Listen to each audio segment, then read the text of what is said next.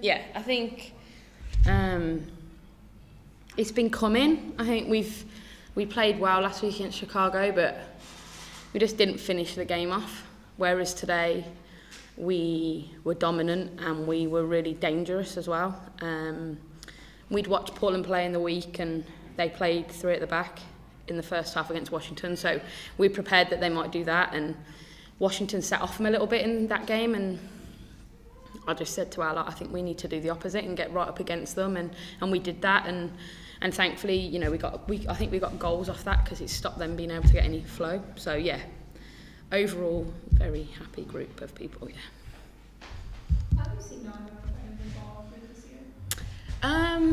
Naho is one of those players where you always know she's going to work hard. You always know she's going to have flashes in the game where she's going to look good, but she probably has one or two games where she comes in and out of it, and then she'll have one game where she really puts her stamp on it. And I think there was a game a few weeks back, I can't remember who, where I thought she was really good in that game. It might have been Boston actually, and then again today I thought she was excellent. With many others, in fairness, today's probably the day where I would say there wasn't many who stood out above the rest, because I thought they were all excellent in their own way. Do you think I don't know how much you guys were talking about it, but the unbeaten run that you had to start the year, and obviously that ending, did that in maybe a way help relieve some pressure? I don't know, because it seemed like there was a run there where there was coming back and coming back and coming back and coming back.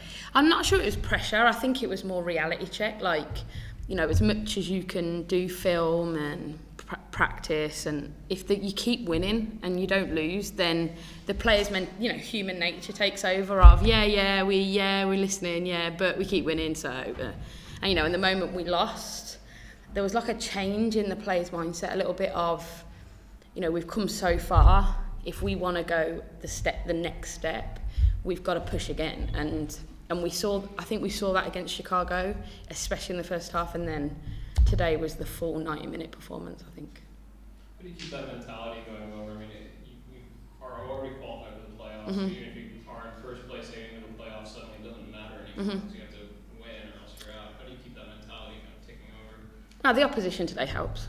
You know, I think Portland coming here and what that means. From a football perspective, you're playing against the defending champions. They're also your local rival. You know, that adds extra to the players. And I said to some of the staff today, like, training this week has been the best training we've had for months. And I think that losing the game in Chicago we'll probably look back on it and say it was the best thing that happened to us, I think. Because we've just, from a training perspective, gone on to another level. And I think we showed in our performance today that pays off.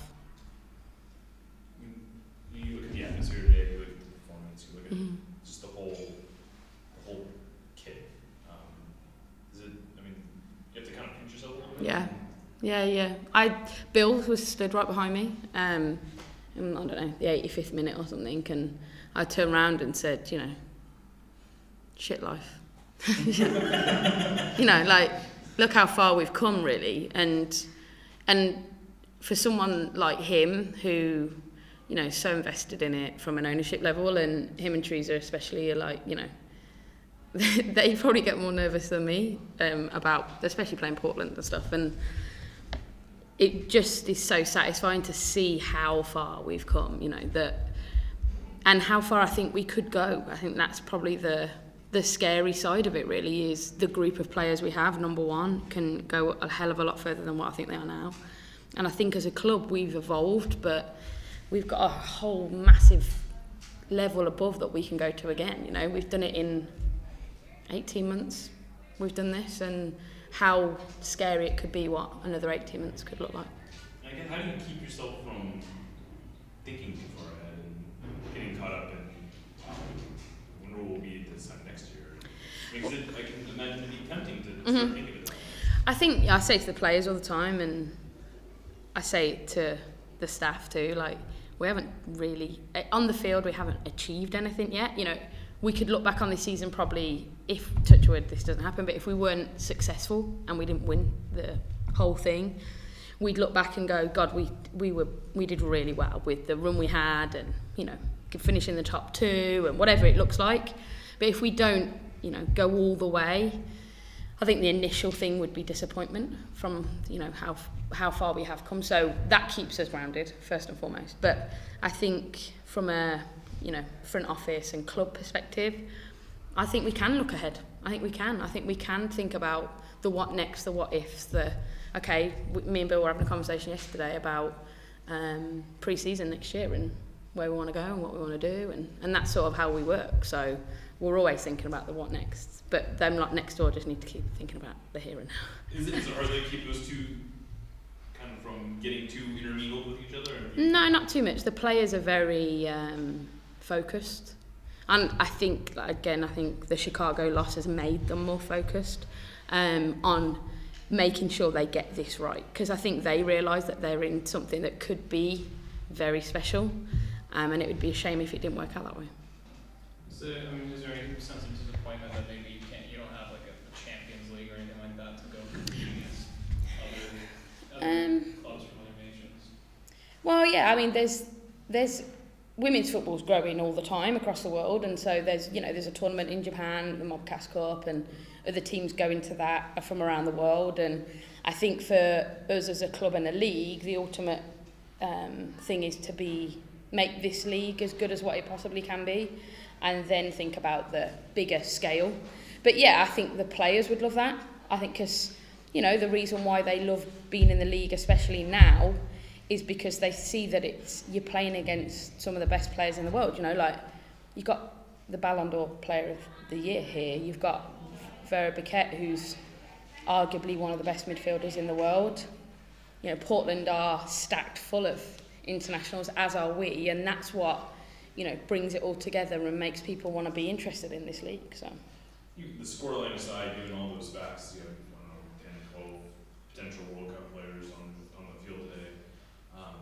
Do you feel like this is a good advertisement for the league, like a game like today? Yeah, 100%. I actually thought to myself around the 80th minute, what a shame it wasn't on TV, because what an advert it would have been for the league. Not just because we won, but I think the football that was played, and they try and play too, so it adds even more zest to it a little bit. He's like, what an advert this would be. And I think, my phone's absolutely crazy, because people back home are just like, that was unbelievable. That was an unbelievable game. So, it shows people are interested. We've got a battle in the central midfield today with Moquette and Kim Little, two of the best number 10s in the league. What are your thoughts on both of them in general? It was fun to watch. Yeah, I think we reduced Biquet to opportunities where she's dangerous. I think, if she gets the ball around the halfway line, you're probably happy. And I think they try and do the same to Kim too. But I said to Mariah Nogueira when she went on, just give Kim a nudge. People are catching her up with her goal scoring, and I think she needed a goal, Kim, today. But yeah, I think that they're not only two of the best number 10s in the league, I think they're one of the two best number 10s in the world. So that just shows you how far this league's come, that we're attracting those types of players. Turning our eyes forward, how concerned are you about the heat in Houston and starting off what's going to be a pretty grueling 3-game stretch? Yeah, I said to the players in the week, to win in today makes Houston and Kansas a little bit easier in terms of pressure and what's at stake. And the reality is now I think we need 4 points in 5 games to win the league. That's the reality. Everything else is, in my mind, irrelevant, and I think winning the league is important to us. It is, but probably more important is the playoffs, just because of how the system here is, that's how you have to work.